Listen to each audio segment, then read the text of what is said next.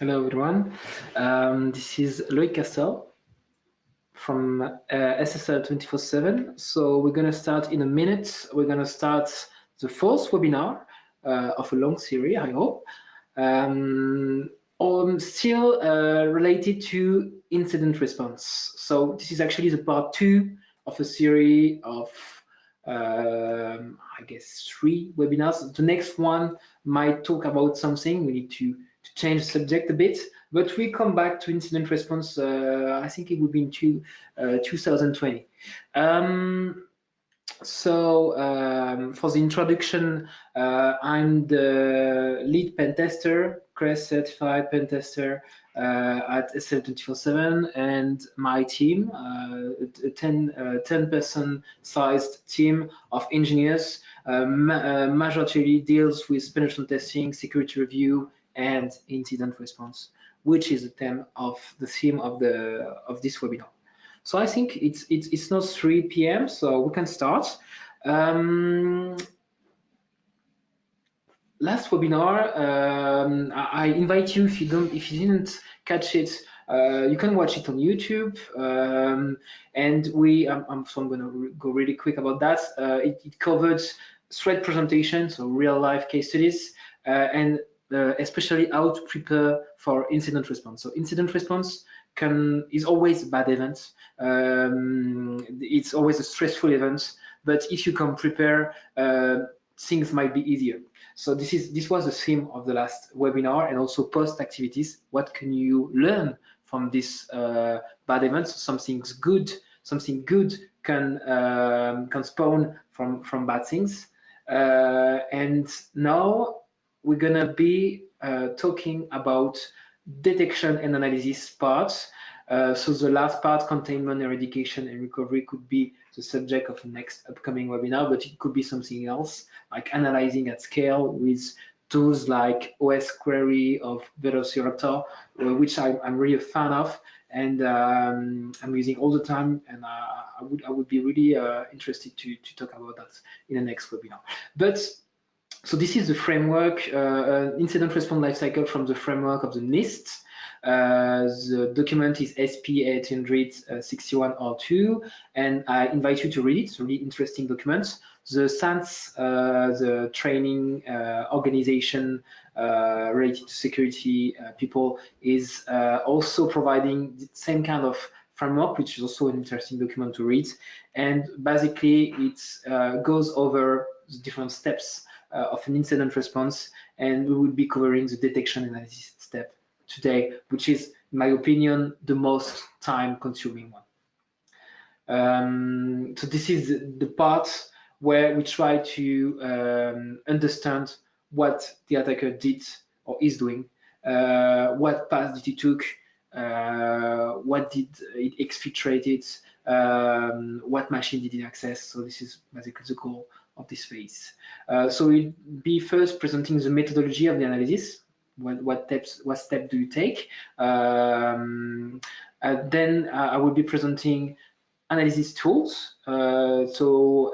Each artifact, each event, each actual tool set you can use to do analysis that incident responders use every day. And then I'm going to conclude and talk about also best practices to make that phase of detection analysis more easy.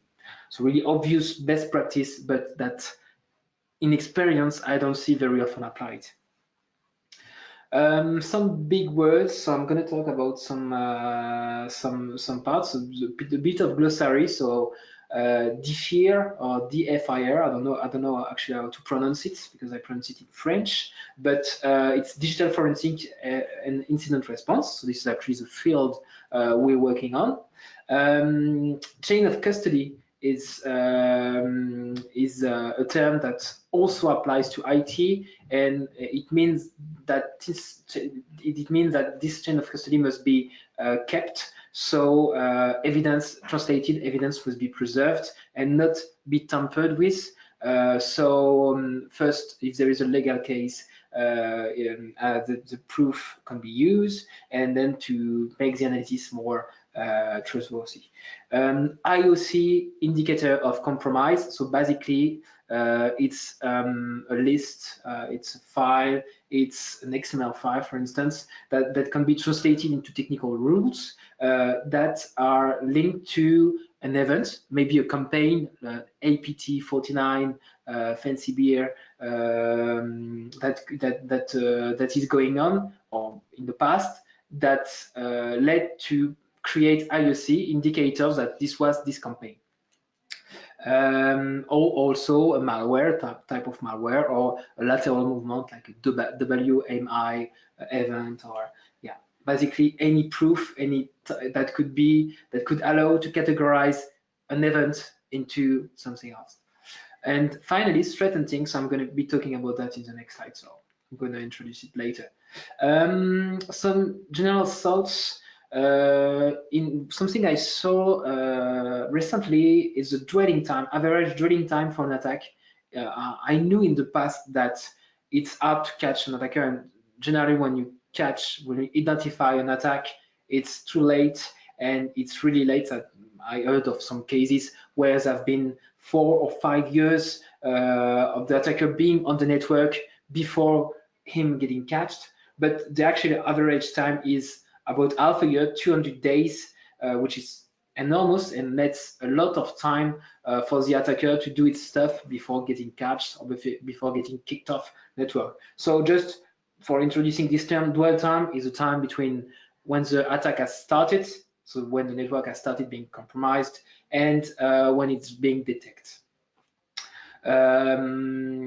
So what we still observe is proactive threat detection, mainly threat hunting, or using of a SOC, a security operations center, or basically proactively looking in the log, looking in the event, is still rare. Even detection sometimes is not effective on actual 2019 IT infrastructure.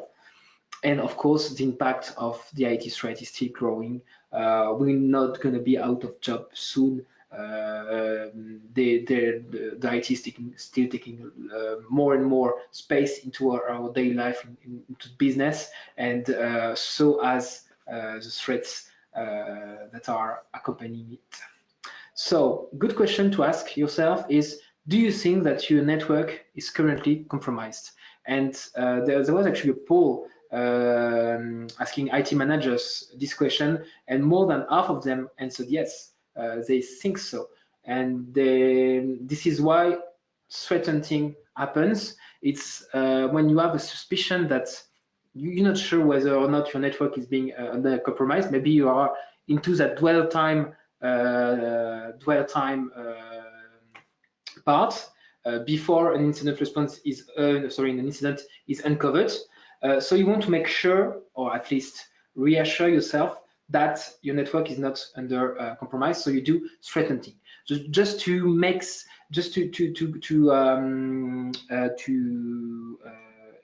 make the difference between both.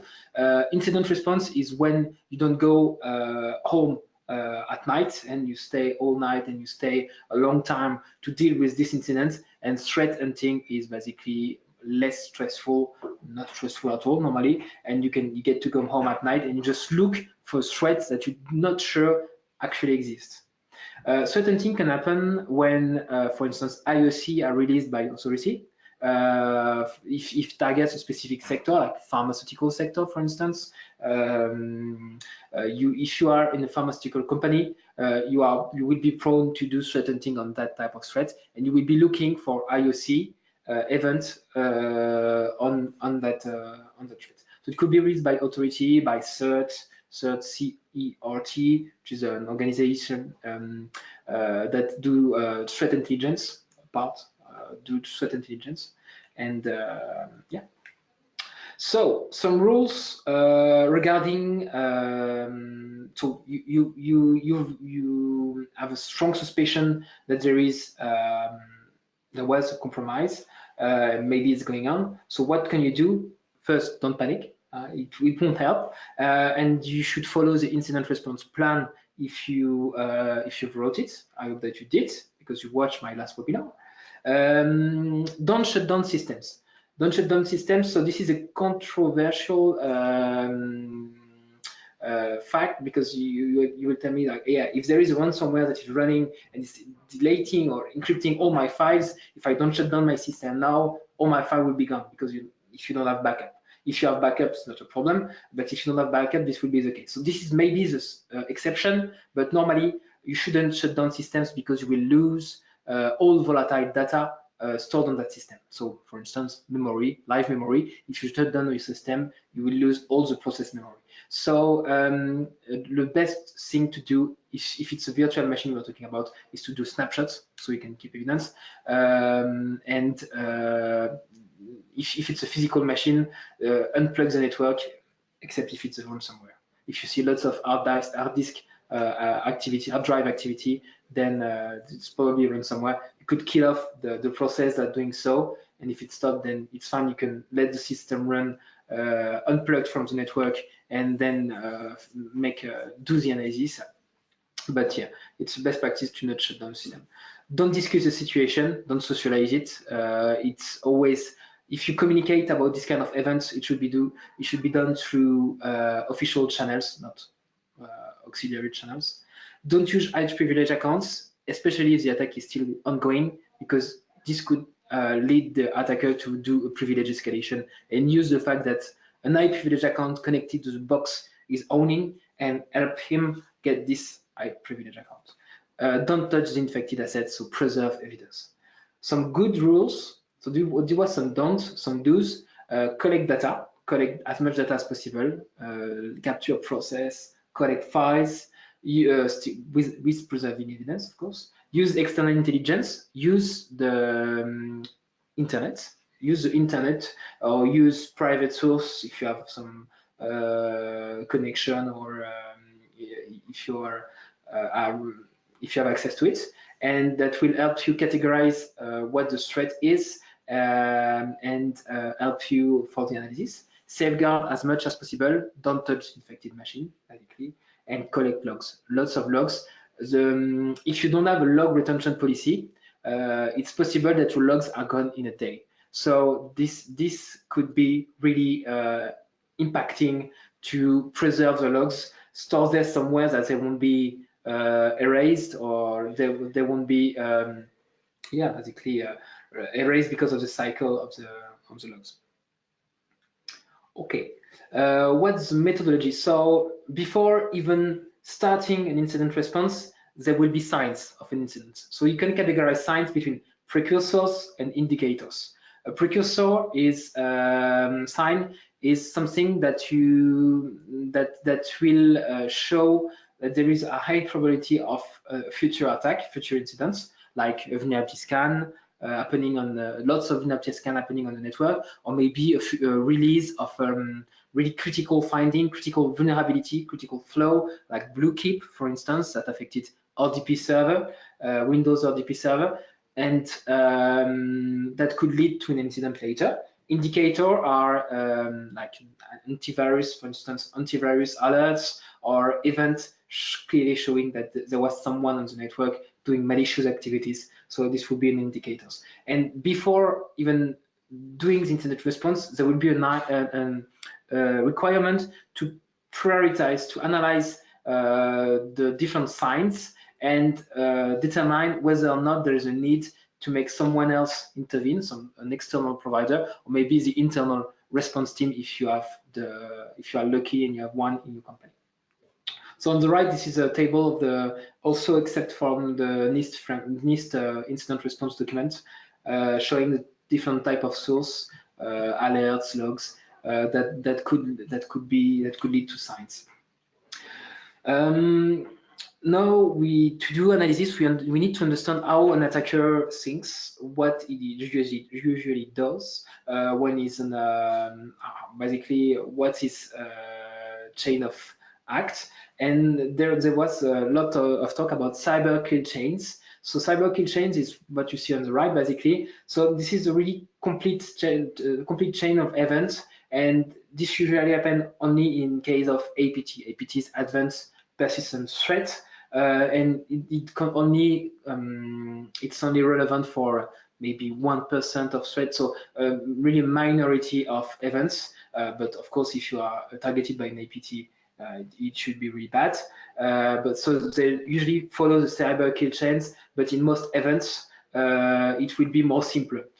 So I try to simplify it, and it would be identify, recon for the company that will be victim to the incident. The attacker will do an initial attack, will exploit a flow on the web server, it will use a weak password on an ADP server, so on. Once it's on the network, it will start pivoting, so spreading throughout the network and try to access as much machine and networks as possible. And once it's done that, try to persist on the machine. So if the machine is rebooted, is malicious binary will still be executed. If the machine is erased, maybe there is a way for him to come back on the machine through MBR, for instance, and so on. And there is finally the impact. So what the threat is there for. So basically, if it's ransomware, ask for ransom after having encrypted all the files, wire money if it's a wire phishing attack, and so on. So what are the steps for an analysis? So not the steps of an attacker, the steps of an analyst, an incident responder. So first is to collect, then analyze, conclude, act. So this will be the phase we'll be describing next. On the side, I put some one-sided arrow. Don't do that, because it's often possible that we go back to the last phase. Maybe, for instance, we do analysis and we understand that the incident is more global than what was expected, so we start recollecting again new data on new assets, or maybe we draw a conclusion that leads to some other possibilities, so we need more analysis and then more connection. So yeah, it's really we can really go back on the steps. Here is a list of most common incidents. So this is this was obtained from the internet, I think it was from Kaspersky that published that. In real life, this is it. Ransomware and phishing attempts leading to wire transfer, monetary theft. Different type of analysis. So if it's local, we'll be talking about endpoint analysis. For instance, if it's a single web server isolated, we'll analyze this endpoint and not global network, because it will be a local incident. And if it's wide global, it will be enterprise hunting. Binary analysis, it's sometimes needed when you need to understand what the executable, the binary you obtained is doing. But generally, through external intelligence, the internet, you will be able to understand that. So first step, collect evidence. So the best way, if you're using virtual machine, is to take snapshots. You can copy the hard drive directly. What you see on the slide is a write blocker tool. So it's a physical tool that could help create an exact copy of a disk. So you create this copy without writing to the original disk, so you don't tamper with it, and so it could be used during generally legal case. So you can do live memory copy. So you capture memory for a process from the virtual machine. And finally, if you're talking about Active Directory, if there is a suspicion that the Active Directory was affected, so for instance, the attacker created an account on it that would help him reach the network later, and there is a need to analyze it, so there is a need to dump the information from it. Always do that in respect with the chain of custody, in respect with not tampering with evidence. If you start connecting with an account and try to do really loud stuff like doing a lot of PS exec on the machine, and you will tamper with the evidence and will make the analysis more difficult. Then the next step is to identify the threats, try to characterize the attacker. So you start looking for indicators like external public IP addresses of the attackers. Unfortunately, they often use Tor, so you will get one day or 1 hour, you will get one IP address, and then we get an IP address from another node, Tor node, and then it won't be reliable. You can compare with incident database. We'll give you a simple example. If you're dealing with a ransomware case, it generates the spy and rename them in some way, and just that name is an indicator of the type of malware that is currently in use on your network. So it will help you with the analysis. If you're talking about advanced threats that calls home basically through communication channels, it's also a really good indicator to know what type of server is reached, what DNS name, what TCP, UDP port is in use, etc. And also, what is the impact of the threat? So does it encrypt files? Does it steal files? Does it, I don't know, delete files? Basically, the impact of why the attacker is here. Could be multiple impacts, basically. Identify the entry points. What was the first step for the attacker to get in on the network? Was it external, internal? What medium was used? What is the web server somewhere? What is RDP server on the internet? And then take action, because the first thing you must do is secure your entry points so that not another attacker use that flow. Maybe the same attacker use it again. Lateral movements, so understand what the attacker did once he was on the network. So basically, look for events for psexec, look for execution of Mimikatz, which steals password in memory, Empire, which is some framework that allows for remote control of the machine, and PowerShell use, because PowerShell or no C# is really useful by attackers. So analyzing PowerShell events, PowerShell data, PowerShell process from live memory analysis is really, really helpful to know where did the attack go. So now that we talked about the methodology, we know what type of things we need to do. I'm going to tell you how, using which tools. So event analysis. So of course, look at the logs. Events need to be collected, analyzed and correlated. It's even better if it's centralized somewhere in a place that any malware cannot access, of course, because if the malware runs some encrypt all the files, including the log you centralize, then it does not matter. It was all for nothing. The type of events that could be collected and analyzed are system events. So that would be the main one, in my opinion. So mainly Windows events. There is a slide after that regarding Windows events. Network events, generally from firewalls. What type of connection from which address? And maybe other sources like honeypot. If you have internal network honeypot, or external could be a good source. And application log, so web server and so on. And domain controller events are, of course, crucial.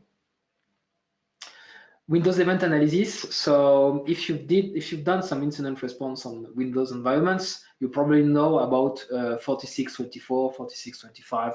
They are successful login events, and it's basically allow you to map on which machine the attacker try to access. And the good thing is the network type is also indicated in this event, so you know if it was an RDP login, if it was a network login, if it was a ticket login, so you can know that. Kerberos events are also useful to know if there was a Kerberos attack, which is a privilege escalation often used by attackers to get from normal account to domain administrator account. There is a tool, Japanese tool. It's an old tool. It exists from a long time that allows to map and really graphical to map the way, the path of an attacker through events. Then we'll be talking about artifacts. So what are artifacts? I should put it in the big word part as well. It's actually part that are used in the analysis that are not events and that are created by the system. And it can provide evidence of something, generally evidence of execution, because an attacker needs to do something. He tries to stay stealth, but he always executes something. He needs to do something. So execute something, execute a binary, and execute a script, PowerShell script, anything. And this creates traces on the system. It creates events, but it also creates traces, and these traces are artifacts. So example of artifacts can need to know whether a file was downloaded, whether a program was executed, at which time, which allow you to create a timeline, which is ultimately what you need to provide to the after an incident response, a full timeline of what exactly happened. But it's also really useful to create a timeline for your analysis. What type of file was opened and was recovered on the system. Really useful to know whether or not data has been exfiltrated. Use of USB devices and so on.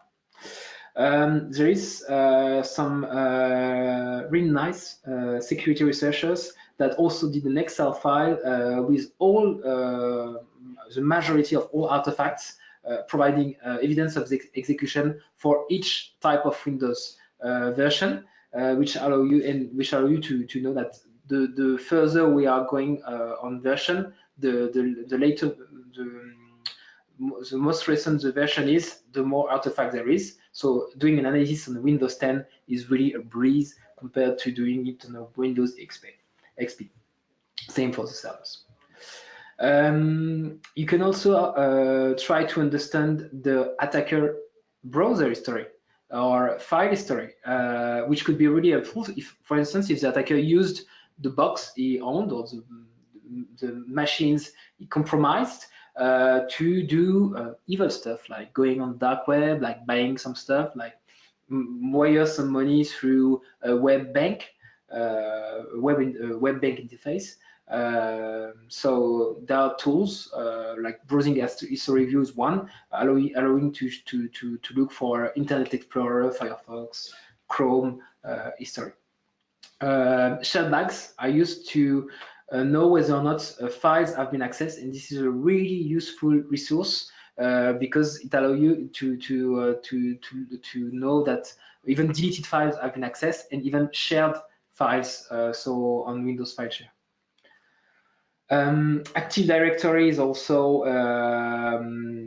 there are some tools helping to do Active Directory. So BTA is a French tool by Airbus, which allows lots of things, analyzing basically a domain activity dump, so the ntds.dit file. But one good thing that it does, a really useful thing, that it allows to compare between two domain controllers' state at different time. So for instance, from the same state to a compromised state, so you know what has changed between the two states. There is also Bloodhound. Bloodhound is used mostly by penetration tester to know, or by attackers as well, to know from the path that could be taken to get to high privilege, generally domain admins, but it could also be used for incident responders because it's really graphical tool, and you will know if there is an account that should not be there. And that was created by the attacker, of course. Live memory analysis. As all the tools I'm mentioning, it's worth one webinar each, so I could talk about that for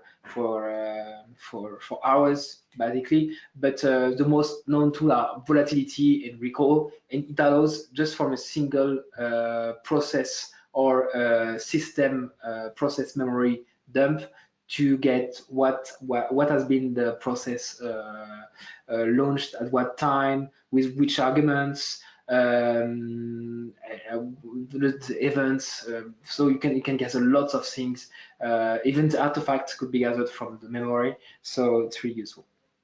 You can know if Mimikatz was launched on the machine just through the physical memory dump. And then there is disk forensics. So disk forensics, when you have access to the physical drive, and you use the MFT, the master file table, to gather more data than what you can see in your usual file explorer. The good thing is that if the system, if it's an advanced threat doing system hooking, so basically hiding things, hiding process from the usual user and from the incident responder, which is doing it on a live system, you cannot do that if you're analyzing the disk, the physical disk directly. I would like to talk about analysis at scale as well. It's an entire subject of its own, but it basically allows you to automate the evidence collection and artifact translation into something humanly readable. And the most famous, I think, is OS Query. Google Rapid Response is also known, but the one I think it is the most recent one is Velociraptor. It's a really impressive tool. I invite you to try and test it. It's really simple to deploy. The same binary for server clients, and maybe one day there will be a webinar about that tool because I'm loving it and I'm using it a lot in my incident response. So basically, it will allow you to gather artifacts from the entire assets of a network, and it's based on an agent, so client agents, server agents. It could also be used for threat hunting as well, so there is no need to be in incident response mode to do that. But since it's really quick to deploy, it could be used in incident response. And then you need to correlate all of the different sources you get using tools like Splunk, Elasticsearch. Each good incident responder has at least Elasticsearch or Splunk at his disposal to correlate events, to have a graphical view of what happened in order to identify, to do this analysis. This is Plasso.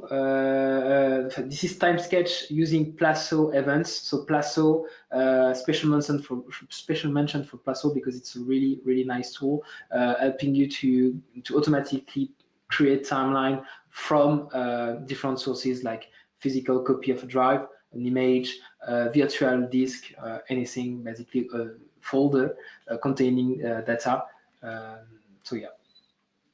Malware analysis could also be the subject of an entire webinar or many more, but two types basically: behavioral analysis, so use of a sandbox to understand what an executable is doing. Is it creating process? Is it modifying files? Is it calling home, trying to connect to a server, and so on?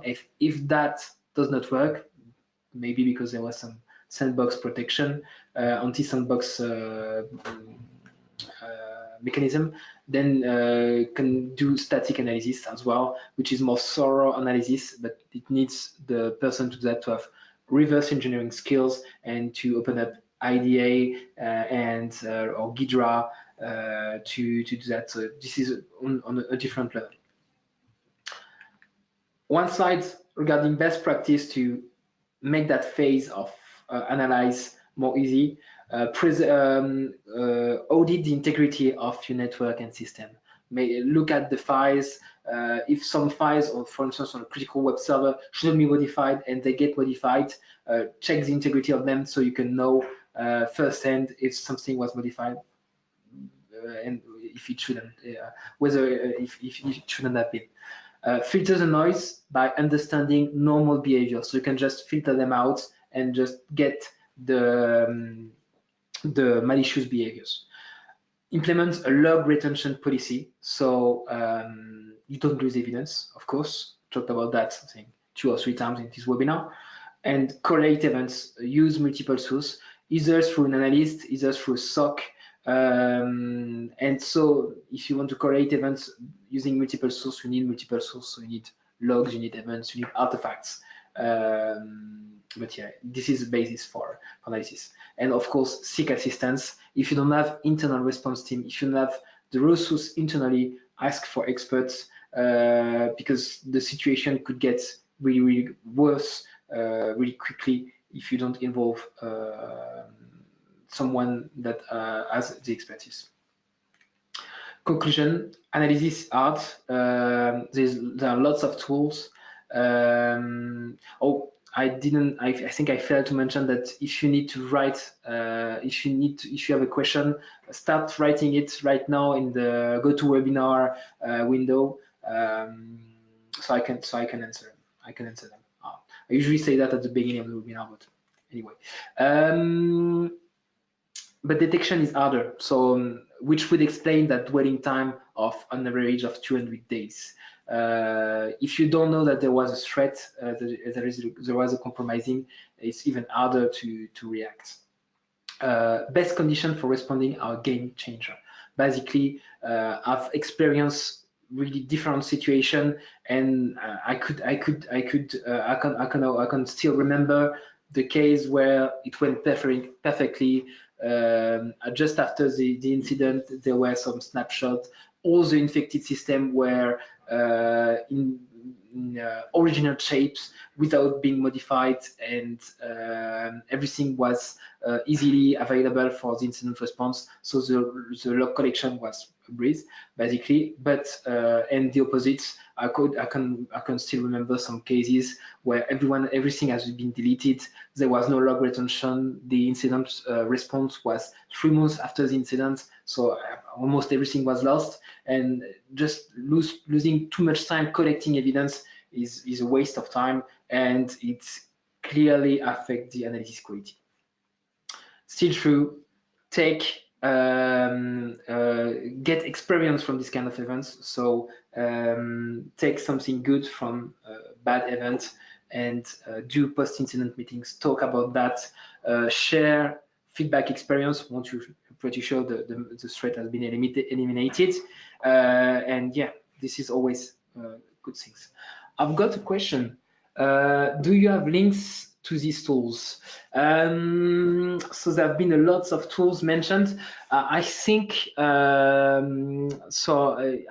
could provide links. I will see with my marketing team if it's possible to send them to each webinar participants. So I'm going to do that. But if you need a specific tool set that contains almost all of the tools mentioned in the presentation, there is a distribution, Linux distribution called SIFT, SIFT, that contains basically all the forensics, digital forensics tools, and yeah, it will contain everything. It's like the Kali for penetration tester, translated for incident responders. I also have one last question. Do you also provide remediation measures action plan after an incident response? So yes, the good thing is that since we are pen testers, auditors, and we're able to do incident response, during the analysis, we're able to gather point that could be upgraded in terms of security. Of course, the entry point must be patched as soon as possible, but we do provide an analysis in order to get the security level upgraded after an incident. So thank you for your time. I hope you stayed until the end because it lasted 35 minutes, and see you for the next webinar.